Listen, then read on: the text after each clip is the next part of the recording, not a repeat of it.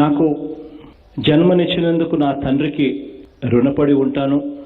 ఈ జన్మను సార్థకం చేస్తూ మెరుగైన జీవితాన్ని పొందటం ఎలాగో నేర్పినందుకు నా గురువుకు రుణపడి ఉంటాను అని. ఇది ఎంతో స్ఫూర్తిదాయకమైన మాటలు. ఈ మాటలు ఈరోజు నేను చెప్పడమే కాదు, అలెగ్జాండర్ ది గ్రేట్ ఏకంగా ప్రపంచాన్ని ఏకంగా కూడా ఒకప్పుడు పరిపాలించిన ఒక గొప్ప లీడర్గా కూడా అంటారు. అక్కడి నుంచి కూడా ఈ మాటలు వినపడతా ఉన్నాయి. సాన పట్టక ముందు వజ్రమైనా కూడా రాయి మాదిరిగానే ఉంటుంది. మంచి శిల్పి చేతిలో పడితే ఆ రాయి కూడా ఒక అద్భుతమైన శిల్పంగా మారుతుంది.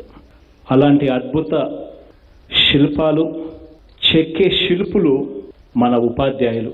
నిజంగా ఒక మంచి టీచర్ ఒక స్కూల్ను మార్చగలుగుతాడు, ఒక వ్యవస్థను మార్చగలుగుతాడు.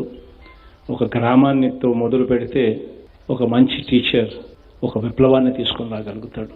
ఓ మంచి టీచర్ తాను కన్న పిల్లల భవిష్యత్తు కోసం ఎంతగా తప్పిస్తాడో తన తరగతిలో ఉన్న ప్రతి పిల్లాడు కూడా అదే మాదిరిగానే బాగుపడాలి అని ఆరాటపడతాడు.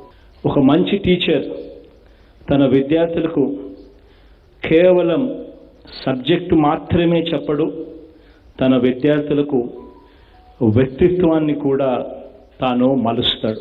వారి ఆత్మవిశ్వాసాన్ని, వారి విజ్ఞానాన్ని, వివేకాన్ని కూడా పెంచడంలో చాలా కీలక పాత్ర పోషిస్తాడు.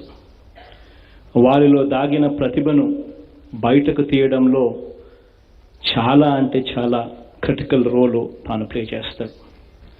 క్రమశిక్షణతో జీవించటం నేర్పుతాడు. బ్రతకడం అసలు ఎలాగో నేర్పే స్కిల్స్ ఈ టీచర్ దగ్గర నుంచే వస్తాయి.